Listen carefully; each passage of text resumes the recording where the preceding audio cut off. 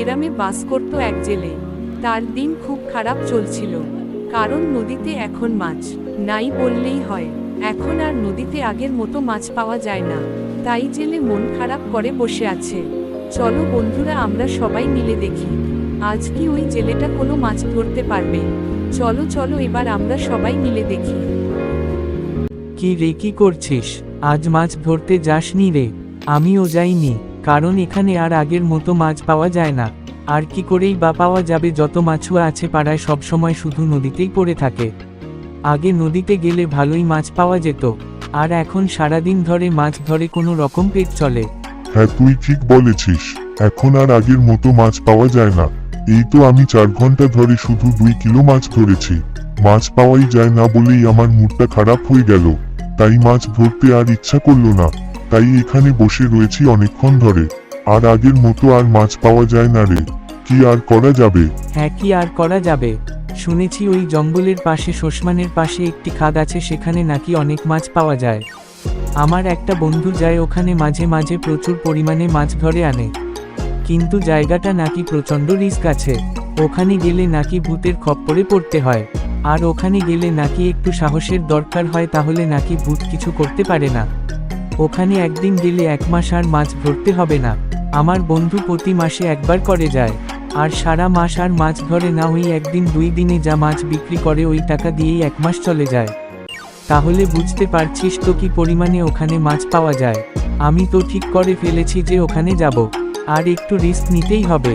রোজ রোজই যে আমরা নদীতে মাছ ধরছি, এটাও তো কম বড় রিস্ক না। তাহলে ভালো, আমরাও মাসে একবার করে যাব আর সারা মাস ধরে আরাম করব। কি রে, কি বলিস? চ আজ আমরা একটু সাহস করে ওখানে যাই, যা হবে দেখা যাবে। তুই ঠিক বলেছিস, আমারও যাওয়ার অনেক ইচ্ছা, কিন্তু যাই না, কারণ বউটা একা থাকে, রাত বিরাতে কখন কি ঘটে যায় তাই একটু চিন্তা হয়। আর পাশের বাড়িগুলো তো কতটা দূরে, বাড়িতে কিছু হয়ে গেলে ওরা আস্তে আস্তে অনেক দেরি হয়ে যাবে, তাই রাত বিরাতে কখনো কোথাও যাইনি। আরে শোন শোন, বাড়িতে একটু ভালো করে বুঝিয়ে বললে শুনবে। একবার যদি আমরা ওখানে যাই না, তাহলে একেবারে মালামাল হয়ে যাব। আর রোজ রোজ আমরা মাছ ধরতে যাই সেই ভোরবেলায়, আর বাড়ি ফিরি রোজ সন্ধ্যায়। আমাদের না আছে শুধু খাওয়া দাওয়া, না আছে কোনো স্নান। সারাটা দিন শুধু নদীতেই পড়ে থাকতে হয়। আর তুই দেখ, আগে মাছ ধরলে 1-2 দিন চলে যেত, আর এখন মাছ ধরলে 1 বেলারও খাবার জোটে না। আর ওখানে গেলে একদিন মাছ ধরবো আর বাকি দিন শুধু আরামই আরাম। চল চল, আর দেরি করিস না, একটা ছোট্ট রিস্ক ওঠাতেই হবে। গিন্নি, আমি বলছি কি যে এখন তো আর নদীতে আগের মতো মাছ পাওয়া যায় না। দেখো, আজও খুব একটা মাছ পাওয়া যায়নি। নদীতে মাছই নাই তো আর কি পাওয়া যাবে। তাই আজ আমি আর আমার এক বন্ধু মিলে ঠিক করছি যে আজ রাতের বেলা আমরা ওই জঙ্গলের পাশে যে খালটি আছে সেখানে প্রচুর পরিমাণে মাছ আছে। একবার গেলে ওখানে 1 মাস আর মাছ ধরতে হবে না গো, প্রচুর মাছ আছে ওখানে। এই তো ওই বন্ধুটার বাড়ির পাশে একটা লোক যায় মাছ ধরতে, ও একবার যায় পুরো 1 মাস আর মাছ ধরতে যায় না। ওখানে অনেক মাছ আছে। কিন্তু আমি তো শুনেছি ওই জায়গাটা ভালো না, ওখানে নাকি ভূতের বাসা, ওখানে নাকি ভূত থাকে। না গো, তোমার ওখানে যেতে হবে না, ওই জায়গাটা খুব ভয়ঙ্কর, যে গেছে ওখানে সে আর বেঁচে ফেরেনি।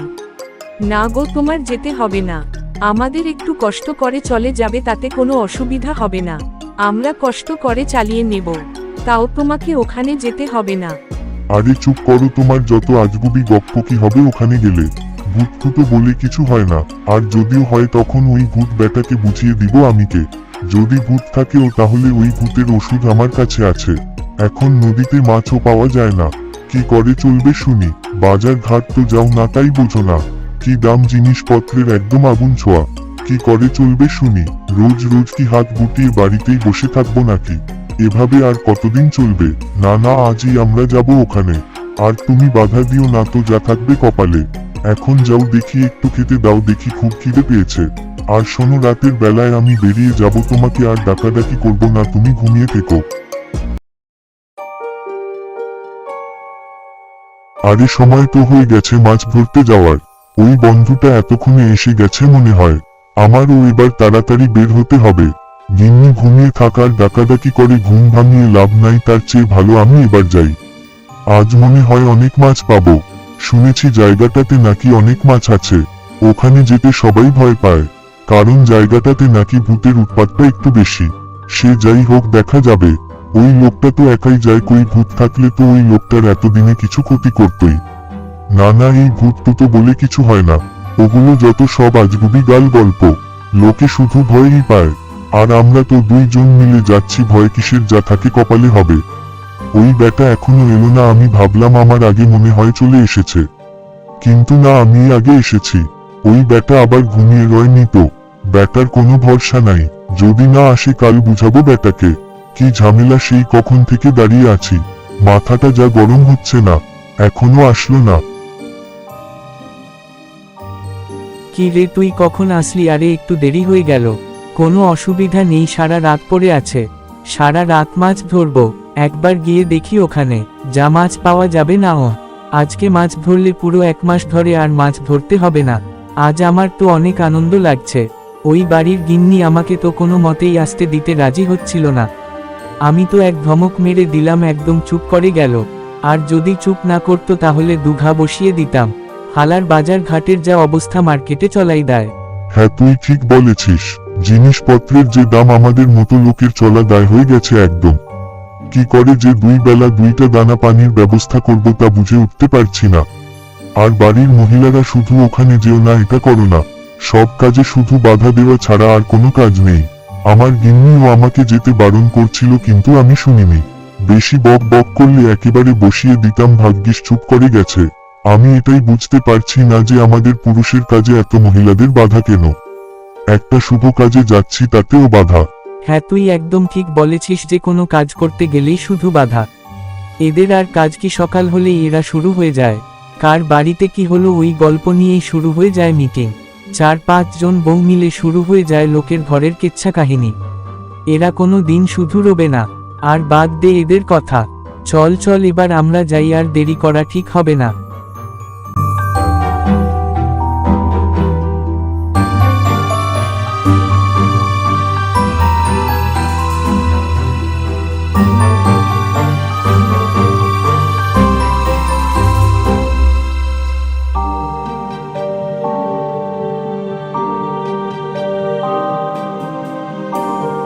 আরে একটু দাঁড়া, সেই কখন থেকে হেঁটেই চলছি, আজ মনে হয় আমরা অনেক মাছ পাবো। ও তারপর কালকে বাজারে বিক্রি করে অনেক টাকা কামানো যাবে। শুনেছি ওখানে নাকি অনেক বড় বড় মাছ পাওয়া যায়। কয়েকটা যদি ধরতে পারি না, ভালো দামে বিক্রি করা যাবে। কিন্তু শুনেছি 30-40 কেজি সাইজের মাছ পাওয়া যায়।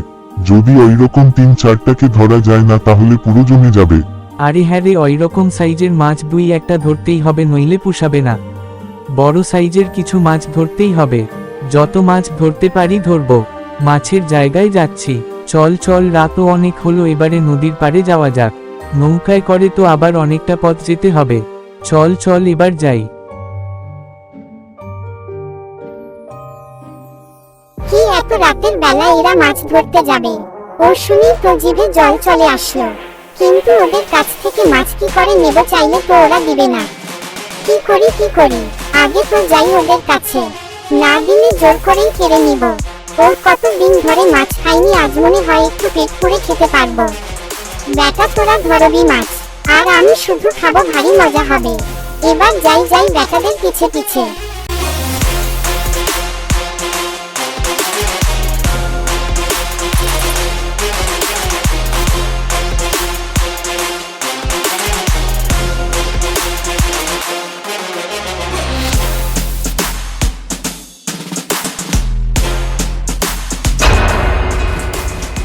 বেটাকে তো বেহুশ করে দিলাম। তুই বেটা এখানেই পড়ে থাক কিছুক্ষণ, ততক্ষণে আমি একটু মাছ খেয়ে আসি। ওর কি দারুণ আসবে, ধরে মাছ খাবো। আমি এই বেটার রূপ ধারণ করে যাই, ওর ভারী মজা হবে। এবার যাই তাড়াতাড়ি যাই।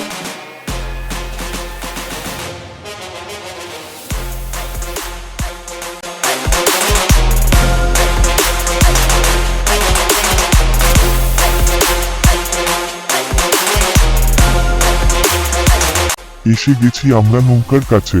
নৌকাটা ঠিকঠাক ভাবেই বাঁধা আছে, সেই বিকাল বেলায় বেঁধে রেখেছি। চল চল এবার আমরা যাই, রাতও অনেক হলো, আর দেরি করা ঠিক হবে না। চল চল।